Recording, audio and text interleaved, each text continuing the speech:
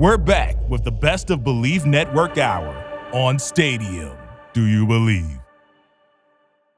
We're back, baby. It's the charity stripe. Pitch your free throws because they are free. Joshua Fisher, Alexander, Toss Me the Rock, Tosopoulos, DJ, Nikki, Snacks, Cutter. We got our our football out of the way. Finally, time to hit some free throws. Let's hit some free throws, baby. It's basketball time. We are the charity stripe. We are the charity stripe.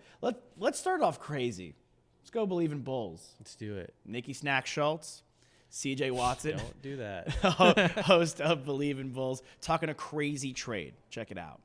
DeMar DeRozan, Alex Caruso, and Patrick Williams for LeBron James. What do we think? I mean, he's one of the greatest players ever. I don't think LA trades LeBron right now, to be honest with you. But like I said, I don't know. I don't think that's a great trade. But yeah, I don't know. I don't like it, I guess, for the Bulls in their future, because LeBron is like he's only going to play maybe 2 or 3 more years at the max. So if that's what you're building your future on, it's not really gonna get it. And the East Conference is way tougher, so it's not like he's coming to a weaker conference where he can maybe dominate 9 in and 9 out and guarantee you to get to the East Conference Finals and maybe the championship or the finals or whatever. So I don't think it's a good trade. I don't know why or where that came about, but people write about stuff they want to write about. They're talking about LeBron James in the year where he's about to set the record for all-time scoring in NBA history in the purple and gold, being traded to the Chicago Bulls. Okay, that's the proper reaction there. Love you guys, but well, he already changed his number from 23 to 6. Yeah. Right? He's made it very apparent at this point that he is trying to delineate himself from Mike, who was his favorite player growing up. I'm sure he was most people's favorite player. I think not anymore. I think he retires a Laker. I don't think he ever goes to another team. Maybe back to Cleveland. I think it depends on where Bronny ends up, because that is the ultimate domino effect. He wants to play with him. I don't think Bronny James, and what we've seen so far, first of all, there's no guarantee he's a one and done. You don't think he'll take a 10-day in Cleveland to retire a Cav? I don't know, maybe. I'm saying like play. Sure. I mean, the guy's averaging 30 points per game. Like, there's a situation. There are like 2 games back out of the 6th seed. And Anthony Davis is coming back. Were you about to say that you don't think Bronny's going to be there by the time He's not going to be a one and done. Yeah, he might not be. I think LeBron is the type of player where he can just chill until his son gets there. Like, he's going to wait it out. He'll wait it out. He'll be fine in his 40s. I think my biggest point to it, though, is like he's not going to be a lottery pick, I don't think, unless he really progresses his game. I think he'll probably be a second-round pick, and at that point, the Lakers can make a move, unless some team is savvy enough to like try to bring in LeBron James. Like, the Lakers can make a move to go get Bronny. Forget the Victor Wembanyama sweepstakes. The Bronny James sweepstakes are going to be that much it's better. a 2-for-1. I mean, it realistically could be. That's funny. The Knicks could finally get LeBron James. I just think that's an insane trade. But let's go to the Lakers show. Lamar Odom and Aaron Cohn talking about LBJ being the MVP. Check it out. But we see LeBron playing at such a crazy level right now, and I know the Lakers. James. The Lakers are currently 13 seed, but like we were talking about before the pod, if the Lakers go on a run like we expect them to, and like crack 5, 6 seed, 5th seed, like would it be crazy? Like as an unbiased Laker fan, like would it be crazy to like? How could I be an unbiased Laker fan? To put LeBron into the MVP conversation, because like look at what he's doing. MVP? Yeah. He just dropped 48 the other night. If you think he ain't in MVP conversation, you nuts. Okay, but bro, they're 12, they're 13. I don't care. He's MVP of the league. He carrying his team like no other. Doesn't matter though. You gotta be winning to be the MVP. Look. I mean, like you would know better than me. I'm a fan. You played the game, but like, don't you think like Tatum, Jokic, Luka, Embiid, Giannis, like guys like those who are like on winning teams, like he's gonna break the scoring record. It's happening.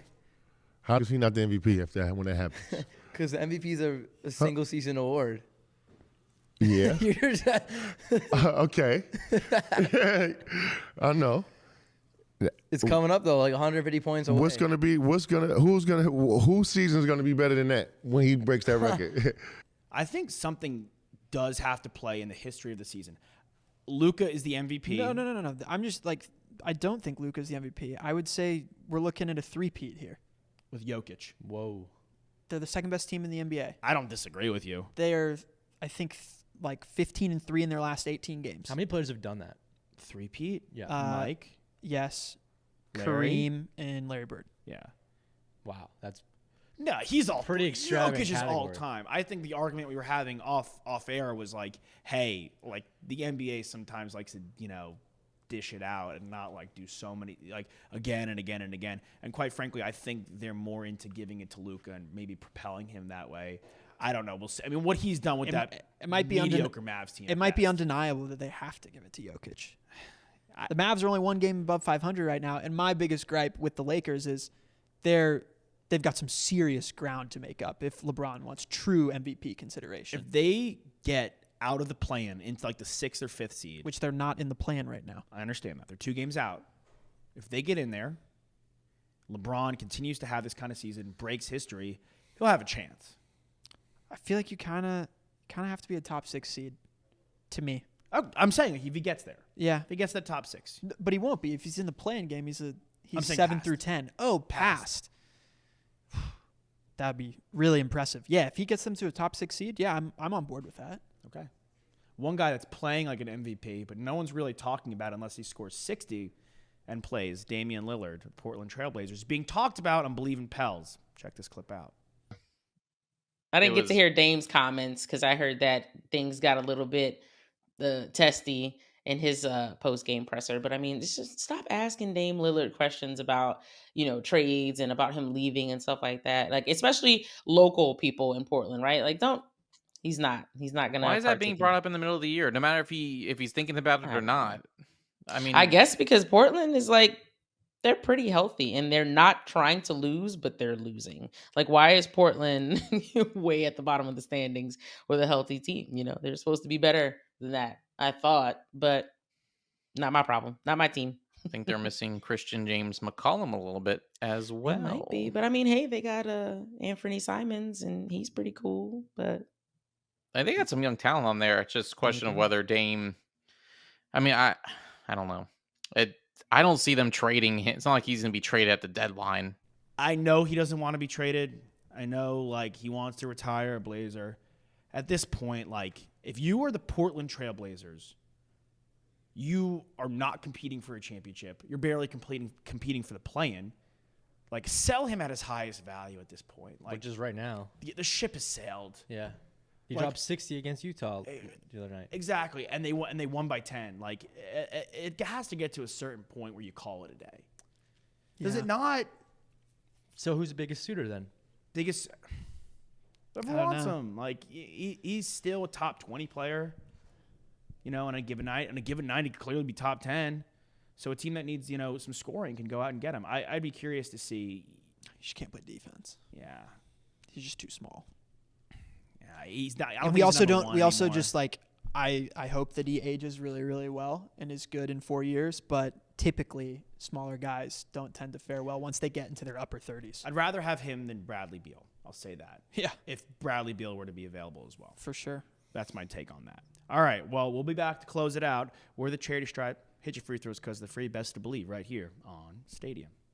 Hang tight. We'll be right back in just a second with some more great Bleav content on Stadium.